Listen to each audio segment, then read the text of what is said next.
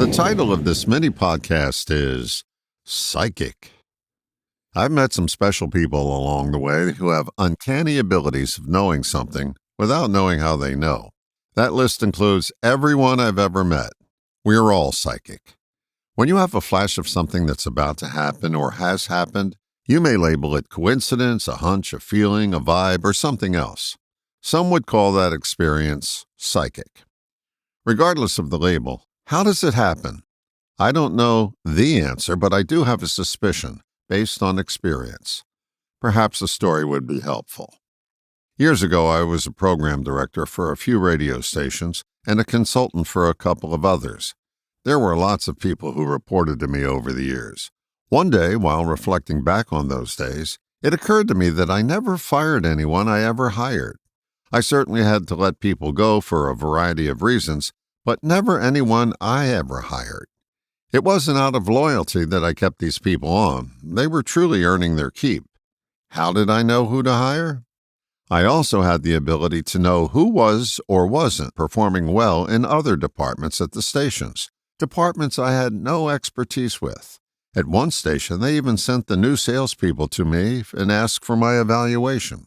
Was I given some special gift? The answer is yes. It's the same gift we all have, the gift of attention. I didn't realize how I accessed this psychic ability until years later. It seems when you place your attention on another human being, you find out things about them without these things ever being vocalized. Reminds me of another story. I was conducting a seminar in Burlington, Vermont about 20 years ago and was greeting people in the room before the seminar began.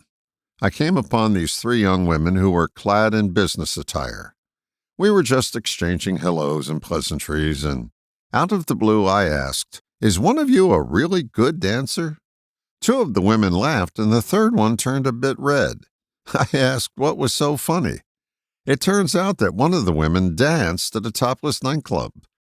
Her garb and her appearance were no different than her other two friends, so there was no obvious visual clue as to how I was clued in. If this were an isolated example, I would discount it. It happens frequently. Placing your attention on someone means that when you interact with them, whether in person, on the phone, Skype, Zoom, that you get out of the commentary in your head and place all of your attention on them for a time. You can always reel your attention back in.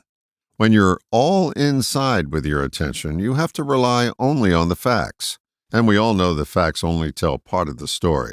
If you want to go deeper than the headline, put your attention on the other person. When you interrupt the commentary in your head and place your attention over there, you have access to information you'd never get in a tit-for-tat conversation or just by judging the facts. If you have more insight into other humans than the average bear, I'd place a large bet that you're getting your attention off of you and onto them more often than not. It's easy enough to practice. You can do it with any interaction you're involved in. Just take a moment to stop evaluating what's going on in your head and place your attention on another. Listen and observe without judging or evaluating. With a little practice, you'll open up a conduit between you and them that allows other than conscious information to flow.